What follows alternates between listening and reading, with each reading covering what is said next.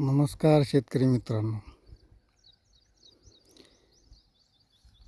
ही बाग आहे डाळिंबाचं गाव बाबळगाव, ह्या इंदापूर तालुका, पुणे जिल्हा.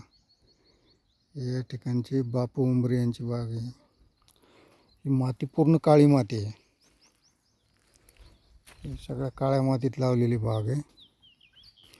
तर बऱ्याच वेळा काय होतं, काळ्या मातीतल्या बागा सेटिंग होत नाहीत, तगारतात, मर रोग येतो.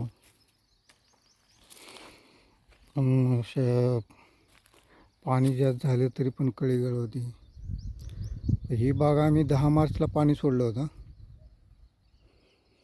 आता हे फुल सेटिंग होतं आलं तिथं. आता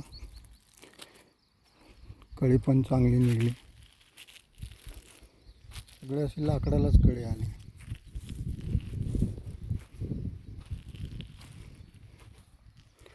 काळ्या मातीतल्या बागा सक्सेस होण्याकरता पाण्याचं नियोजन करावं लागतं. दुसरी गोष्ट म्हणजे त्या बागेला जेव्हा आपण खतं देतो तानाच्या काळात, तेव्हा 52-34 PSB हे जर तुम्ही दिलं, बाग तगारत नाही आणि कळी येते चांगली. तर ह्या बागेला झाल्या ती 1 महिना 10 दिवस, म्हणजे 40 दिवस झाले.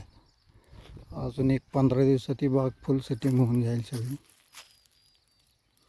गाठी धरायला लागल्यात.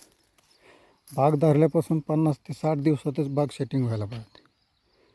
तर नाही सेटिंग झाली 60 दिवसात, तर समजून जायचं की बागेत काहीतरी विकृती तयार झाली. आणि मग सेटिंगसाठी, कळीसाठीचं औषधाचा खर्च, खताचा खर्च खूप मोठा असतो. त्याकरता काळ्या मातीतल्या बागेत नियोजन करा. काळी माती असून सुद्धा आम्ही पाचट टाकला. आता पाचटाने काय, पाणी कमी लागतं आहे. कमी पाणी दिलं तरी बागा सेटिंग होऊन जातात, कळी फेकतात चांगले. पाचटाचं खत होतं, मुळी चालते, निमॅटोड होत नाही, पाण्याचं खताचं इव्हॅपोरेशन होत नाही. शिवाय पाचटाचं खत पण होऊन जातं आणि माती भुसभुशीत होते. तर अशा तऱ्हेने काळ्या मातीतल्या बागा जर तुम्हाला सक्सेस करायचे असतील, तर तुम्ही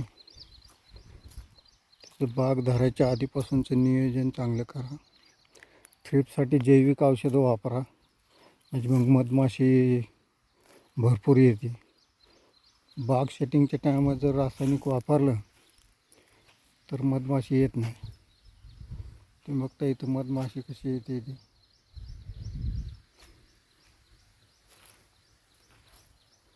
कुठेही मधमाशी दिसणार तुम्हाला इथे. आपोआपच येते आणि त्याला ना गुळ फवारायचं ना काय काही सुद्धा लागत नाही. मधमाशी आपोआपच येते.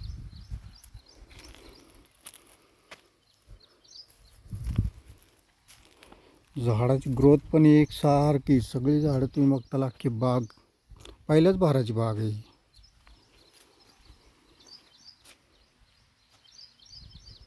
मधमाशीचा खेळ चालू आहे. मधमाशीशिवाय बागा सेटिंग होणं कठीण आहे.